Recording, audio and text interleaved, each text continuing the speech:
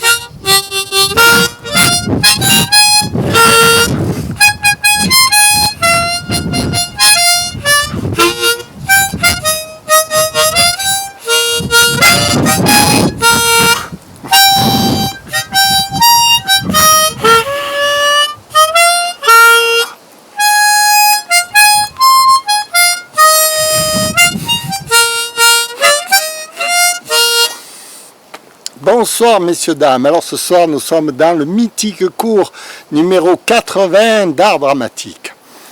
Alors oui, ce soir je vais vous parler des fausses croyances. Et oui, parce que le comédien, évidemment, il peut se permettre de tout dire sur scène, mais il faut bien qu'il soit conscient qu'il existe des fausses croyances. Les fausses croyances, c'est ce qui lui permet de croire à un instant donné sa propre vérité, mais qui en vérité n'est fausse.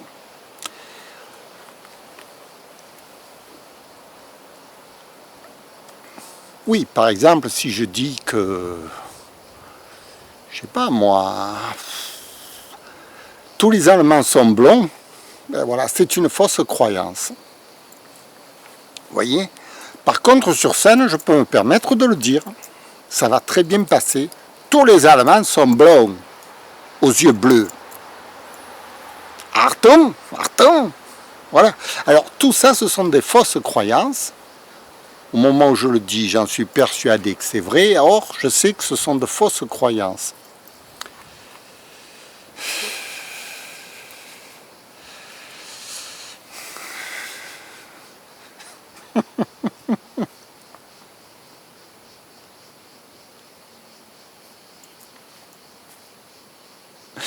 Et oui, parce que je parle, je dis des tas de bêtises devant l'écran, vous voyez, je peux me le permettre de dire ces bêtises. Je suis Philou Dingo, je vous l'ai dit, tout ce qui est dans le cadre là, c'est tout faux, faux, archi faux. Il n'y a rien de vrai dans ce que je dis. Parce que je pourrais tout aussi dire le contraire. Qui m'en empêche? C'est pas l'arbre qui est... Vous voyez, c'est pas vous non plus. Vous pouvez parler, crier, dire ce que vous voulez. Ça ne m'empêchera pas de dire ce que je veux. Ma propre réalité. Mais pour pas devenir fou, parce que voilà, c'est ça le problème. Hein. Le comédien, il est jeté comme ça en pâture à ses fantasmes, à ses délires psychopathiques. Pour pas devenir fou, il faut qu'il puisse se rattacher à la réalité. Et donc, il faut qu'il comprenne, avant de dire toutes les âneries possibles et imaginaires devant le public, il faut qu'il sache que ça va être des mensonges. Vous voyez? Même si je prends l'air le plus autoritaire, le plus sérieux du journal de 20 heures, alors ce soir, voilà, nous sommes dans les actualités, n'est-ce pas? Le pont de la Moselle s'est écroulé, nous avons 38 morts et 368 blessés, n'est-ce pas? Alors, c'est bien triste que nous n'ayons pas pu prévoir ce qui a bien pu se passer ce jour-là, à 23h37 exactement. Il y a eu un fou qui s'est dressé devant la chaussée, qui a montré ses attributs et qui a jeté toutes les voitures dans le fleuve. Bon, ok. Vous voyez, si vous voulez, on peut dire cela même sur le ton de la plaisanterie et faire rire les gens à un moment donné. On peut très bien parler d'actualité puis faire rire les gens en même temps. Ce n'est pas incompatible, contrairement aux idées bien pensantes qu'on a du français. Le français n'est pas une langue destinée à une certaine catégorie de personnes. Le français peut s'exprimer avec toutes sortes d'accents, hein. On peut parler très bien le français comme ça. Je ne vois pas pourquoi ce ne serait pas du français tout à coup, parce que j'ai un accent. Hein.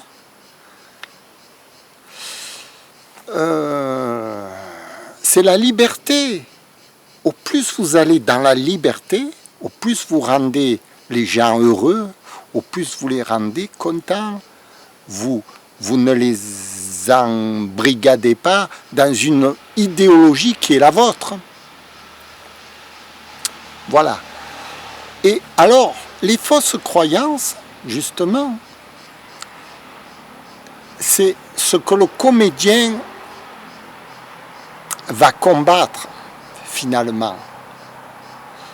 Parce que les fausses croyances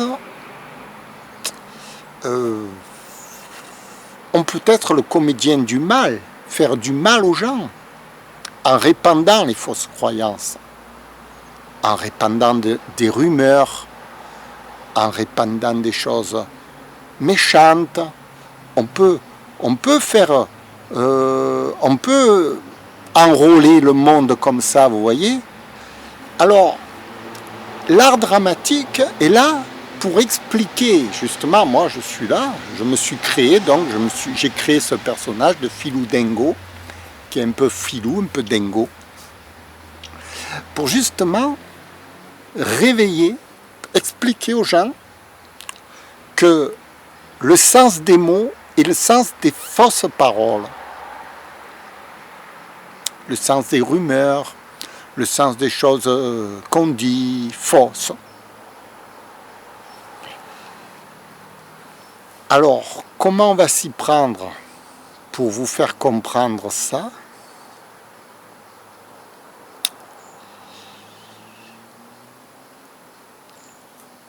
Ouais, parce que moi j'étais gonflé ce soir. Je suis venu, je me suis dit je vais leur parler des fausses croyances, je vais leur expliquer ça en 2-3 mouvements comme ça. Or, c'est très complexe. C'est le chapitre le plus difficile à comprendre chez l'acteur. Parce que les fausses croyances, ce sont des idées qui vous viennent tout à coup, auxquelles vous y croyez. Alors, pour contrer ce genre de choses, comme je vous dis, il n'y a que la réflexion. Il faut se mettre à table, devant un plateau d'échecs, devant la réalité concrète du monde en quelque sorte, et réfléchir sereinement à ce qu'on vient de dire. Est-ce que ça a du bon sens ou alors c'est de la folie totale? Voilà, il faut prendre le temps de recul. Le comédien, lui, si vous voulez, moi, dans ma vie de tous les jours, c'est ce que je fais. Je prends du recul en tout ce que j'entends, de tout ça. Je réfléchis, est-ce qu'il y a quelque chose de vrai là-dedans? Je suis en perpétuellement recherche pour ensuite avoir un esprit clair et pouvoir l'exprimer sereinement devant la caméra, sachant ce qui est une fausse croyance et ce qui ne l'est pas. Je jongle, je sais que je jongle, je sais que je jongle, je sais que je peux m'égarer, je sais que si je m'égare, je vais réfléchir après, je vais me revoir, je vais me revisionner, je vais réfléchir à ce que j'ai dit, est-ce que c'est bien, c'est pas est-ce que c'est bien pour le public, c'est est-ce que c'est bien pour moi de l'avoir dit, etc. Voilà. Et puis, il faut expliquer aux gens qu'un comédien n'est pas là pour dire la vérité. Il est là pour amuser, pour distraire, pour parler, pour informer, pour faire réfléchir les gens, pour les amener, eux, à se créer leur propre réalité. C'est-à-dire que c'est vous qui devez créer votre propre réalité. Moi, je vous donne simplement le modèle, comment je fais moi pour créer ma propre réalité. Parce que moi, je me suis créé ma propre réalité. Ça fait 30 ans que je réfléchis à ma réalité, à celle que le monde m'a présentée au départ. J'ai fait le tri de ce qui est bon et de ce qui n'est pas bon. Parce qu'au départ, on vous donne de tout. On vous donne à manger de tout. Et on vous dit, c'est ça le monde. Or, non. Le monde, ce n'est pas ce qu'on vous présente directement. C'est à vous à faire le tri de ce qui est bon et de ce qui n'est pas bon. De ce qui est juste et de ce qui n'est pas juste. Pour faire le tri, il faut avoir conscience que dans notre esprit, il y a des zones saines et des zones délirium, un peu, qui partent dans le délire. Et si vous connaissez les zones de votre esprit où vous êtes sain et les zones où vous êtes dans un délire, vous pouvez comprendre que les autres aussi sont pareils. Il y a des zones dans leur esprit qui sont dans le délire. Et c'est à vous, justement, à faire le tri.